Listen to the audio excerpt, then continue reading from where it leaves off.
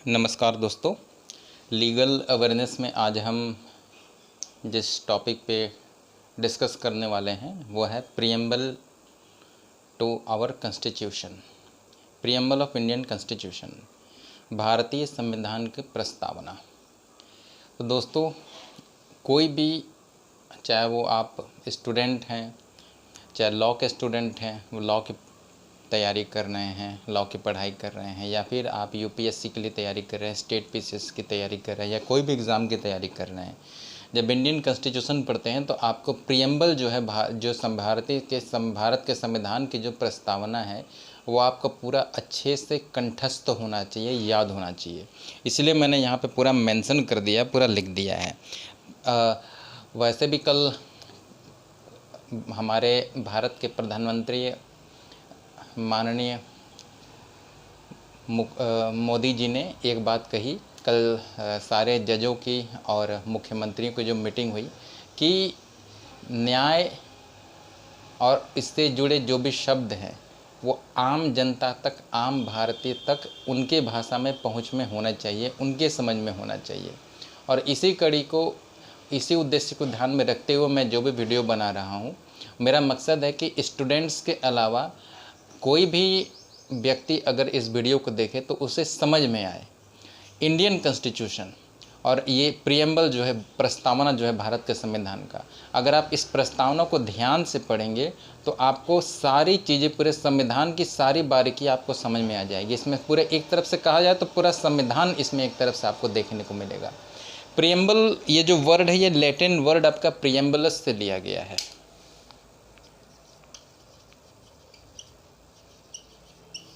इसका मतलब होता है वॉक बिफोर।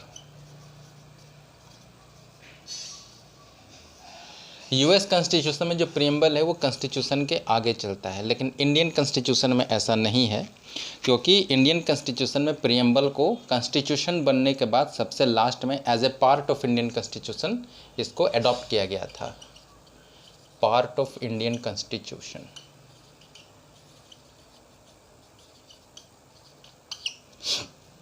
बेसिकली ये एक ड्राफ्ट रिजोल्यूशन है जो कि कॉन्स्टिट्यूएंट असेंबली के सामने पंडित जवाहरलाल नेहरू जी ने 13 दिसंबर 1946 को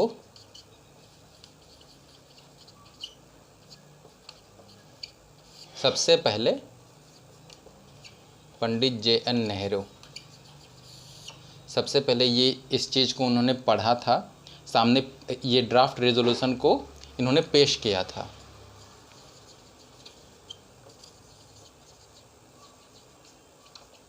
अच्छा, ये प्रीएम्बल को आप अच्छे से याद कर लीजिए, इस लेवल तक आपको याद रहना चाहिए कि आपके दिमाग, आपकी आंखों के सामने एक एक शब्द आपका ये घूमते रहना चाहिए। कभी भी ये हमेशा अपने एक दिमाग में, अपने जहन में ये बैठा लीजिए, कौन कौन से वर्ड लिखे हुए, हर एक शब्द आपके दिमाग में पूरा रहना चाहिए, एक छवि की तरह इसकी छवि बैठ जानी चाहिए। तब आप एक सही मायने में समझ पाएंगे कि क्या है हमारे संविधान और क्या है हमारे देश का कानून। तो उसके बाद क्या हुआ कि 22 जनवरी 1947 को, 22 जनवरी 1947, ये एज एन ऑब्जेक्टिव रिजोल्यूशन इसे अडॉप्ट किया गया। ये है प्रीएम्बल के बारे में। 13 दिसंबर 1946 को सबसे पहले पंडित जवाहरलाल नेहरू जी ने एक ड्राफ्ट रिजोल्यूशन वहाँ के कॉन्स्टिट्यूएंट असेंबली के सामने पेश किया। ये एक ड्राफ्ट रिजोल्यूशन है और इसी को लास्ट में 22 जनवरी 1947 को कॉन्स्टिट्यूएंट असेंबली के सामने एज एन ऑब्जेक्टिव रिजोल्यूशन इसे अडॉप्ट किया गया। ये हो गया आपका प्रीएम्बल के बारे में एक कुछ खास जानकारियाँ जो आपको पता रहना चाहिए। अब हम प्रीएम्बल के बारे में डिस्कस करेंगे कि क्या है प्रीएम्बल। तो जैसा कि आप देख रहे हैं कि शुरुआत में ही लिखा गया we the people of India. ये जो वर्ड है we the people of India, ये सोर्स को दर्शाता है कि ये जो कॉन्स्टिट्यूशन है, कॉन्स्टिट्यूशन का सोर्स कहाँ से मिला है, ये पावर कहाँ से आता है, तो we the people of India, हम ही सोर्स हैं इसके कॉन्स्टिट्यूशन के। Having solemnly resolve to constitute India into a sovereign socialist secular democratic republic and to secure to all its citizens justice, liberty, equality, ये तीन चीज़ को याद रखना है। जस्टिस क्या है? सोशल, इकोनॉमिक और पॉलिटिकल होनी चाहिए। Liberty of thought, expression, belief, faith and worship, ये आपको पार्ट 3 में जो फंडामेंटल राइट्स इसमें आपको ये देखने को मिलेगा। ये आपको आर्टिकल 14 में और 15 में आपको समझने को मिलेगा। इसके अलावा 32 जो है और आर्टिकल 226 उसमें भी आपको सोशल, इकोनॉमिक एंड पॉलिटिकल के जस्टिस के बारे में पता चलेगा, जो जुडिशियल रेमेडीज़ को बताता है। Equality of status end of opportunity and to promote among them all fraternity, assuring the dignity of the individual and the unity and integrity of the nation. In our constituent assembly में इसे adopt किया गया है 26 day of November 1949, 26 नवंबर 1949 को इसे adopt किया गया, enact किया गया, और हमने अपने आप को दिया, क्या दिया? कॉन्स्टिट्यूशन। तो क्या हुआ यहाँ पे? ये कॉन्स्टिट्यूशन क्या दिखाता है कि ये इनेक्टमेंट हो रहा है। एक लेजिस्लेचर जो है इसे अधिनियम को इनेक्ट कर रहे हैं। कौन कर रहे हैं? हम लोग, we the people of India. अब समझते हैं, कुछ कॉमन बातें समझते हैं। तीन शब्द जो हैं आप देख रहे हैं, सोशलिस्ट, सेकुलर, ये दो शब्द हो गए, और इंटीग्रिटी। ये जो तीन शब्द हैं आपके, सोशलिस्ट, सेकुलर और इंटीग्रिटी, ये तीन शब्द आपके 42nd अमेंडमेंट में ऐड किए गए 1976। इसे मिनी कॉन्स्टिट्यूशन भी कहा जाता है एक तरफ से। सबसे बड़ा अमेंडमेंट जो है संविधान का संशोधन का 1976 में ही हुआ था, जो संविधान के 42वें संशोधन के समय किया गया था, 42nd अमेंडमेंट। ये आप दिमाग में रख लीजिएगा। इसके अलावा कुछ वर्ड और हैं, जैसे कि रिपब्लिक। रिपब्लिक ये जो वर्ड है बेसिकली ये फ्रांस से लिया गया है, और भी कुछ वर्ड लिए गए हैं। रिपब्लिक का मतलब होता है रेस पब्लिका, रिलेटेड टू पब्लिक, जो ये दर्शाता है कि हमारे जो देश के जो संविधान, जो हमारी सरकार है, वो क्राउन रूल ना होते हुए रिपब्लिकन फॉर्म ऑफ गवर्नमेंट को हम लोग कॉन्स्टिट्यूट कर रहे हैं। यहाँ पे क्या है कि देश का जो हेड है, जो हेड ऑफ द स्टेट है, वो रिप्रेजेंटेटिव हमारे द्वारा चुने हुए प्रतिनिधि के माध्यम से चुने जाएंगे। ये है आपका रिपब्लिक, ये फ्रांस से लिया गया है। अब आते हैं जस्टिस। जस्टिस ये जो वर्ड है ये आपका रशियन रिवॉल्यूशन से लिया गया है। रशियन रिवॉल्यूशन 1917 में ये हुआ था, तो यहाँ से जस्टिस वर्ड आपका लिया गया था। लिबर्टी, इक्वलिटी और फ्रैटर्निटी ये आपका फ्रेंच रिवॉल्यूशन से लिया गया था।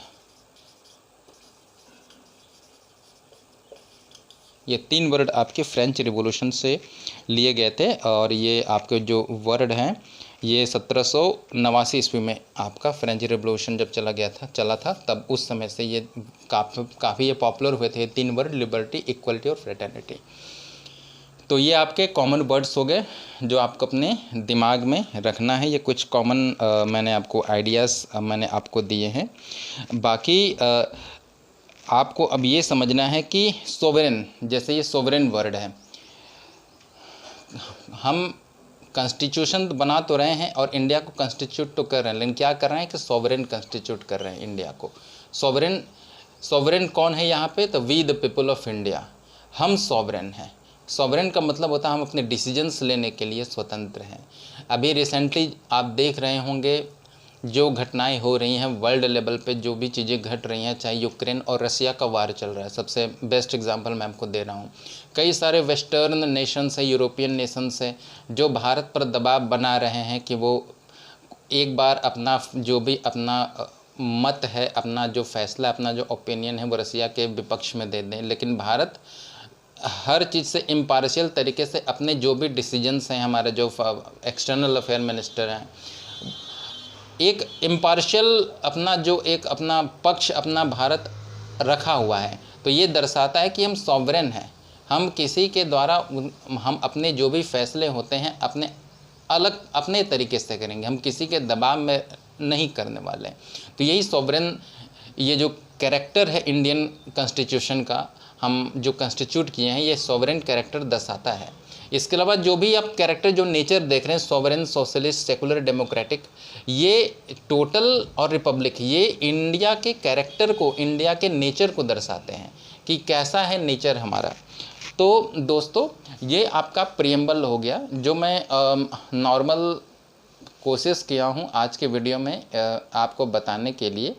बाकी एक एक शब्द के लिए एक एक वीडियो बनाना पड़ेगा, तब जाके आपको समझ में आएगा। क्योंकि सोशलिस्ट का मतलब अगर नॉर्मल देखेंगे तो ये चाइना की कम्युनिस्ट प्रिंसिपल को दर्शाती है, लेकिन इंडिया में जब सोशलिस्ट वर्ड को ऐड किया गया, सोशलिस्ट सेक्युलर, तो सोशलिस्ट का मतलब यहाँ पे नेहरू और गांधी जी की जो फिलॉसफी है, पॉजिटिव सोशलिज्म को यहाँ पे इम्प्लीमेंट किया गया है। यहाँ पे सोशलिस्ट लिखने का मतलब है कि हम गांधी और नेहरू जी के जो पॉजिटिव सोशलिज्म के, सोशलिस्ट की जो थ्योरी है, जो फिलॉसफी है, उसको यहाँ पे हम इम्प्लीमेंट कर रहे हैं, यहाँ पे अडॉप्ट कर रहे हैं, यहाँ पे इनेक्ट कर रहे हैं। जो ये दर्शाता है कि किसी भी तरह की इनइक्वालिटी, चाहे वो स्टेटस को लेके हो, चाहे वो इनकम को लेके हो, चाहे वो पोजीशन को लेके हो, उस इनइक्वालिटी को हम ख़त्म करते हैं। ये है यहाँ पे इंडिया में सोशलिस्ट ये जो प्रिंसिपल है उसको इम्प्लीमेंट करने का मेन मकसद। बाकी सेक्युलर, डेमोक्रेटिक, डेमोक्रेसी का मतलब ही होता है for the people, by the people. तो इस तरीके से हर एक वर्ड के अपने काफ़ी अलग अलग डिटेल इसका एक्सप्लेनेशन मैं आने वाले समय में करूँगा। बाकी preamble is a part of Indian constitution. ये ऐतिहासिक फैसला जो हुआ था केशवानंद भारती वैसे स्टेट ऑफ केरला, केशवानंद भारती वैसे स्टेट ऑफ केरला के फैसले में सुप्रीम कोर्ट के 13 जजों के फुल बेंच जजों ने मिलकर इसका फैसला सुनाया था कि प्रियम्बल जो है भारत के संविधान का, इंडियन कॉन्स्टिट्यूशन का एक भाग है, और पार्लियामेंट के पास इतना पावर है कि वो प्रियम्बल को भी अमेंड कर सकती है। लेकिन कुछ बेसिक स्ट्रक्चर्स हैं जिसे अमेंड नहीं किया जा सकता है, जिसे डॉक्ट्रिन ऑफ बेसिक स्ट्रक्चर कहा गया। इसका भी हम आने वाले समय में जो वीडियोस होंगे उसके जो भी डिटेल्स में हम उसको एक्सप्लेन करेंगे। तो दोस्तों आज के लिए हम इतना ही रखते हैं। आपको ये वीडियो कैसा लगा हमें ज़रूर बताइएगा। और ये प्रियम्बल का जो हम पार्ट अभी स्टार्ट कर रहे हैं, ये करीब 6-7 इसके अलग अलग हम वीडियोस बनाएंगे, एक एक शब्द को अच्छे से एक्सप्लेन करेंगे। तो आपको ये कैसा लगा हमें ज़रूर बताइएगा और अपने सजेशंस हमें ज़रूर दीजिएगा, और हमारे चैनल को आप सब्सक्राइब कीजिए। तो आज के लिए इतना ही, नमस्कार।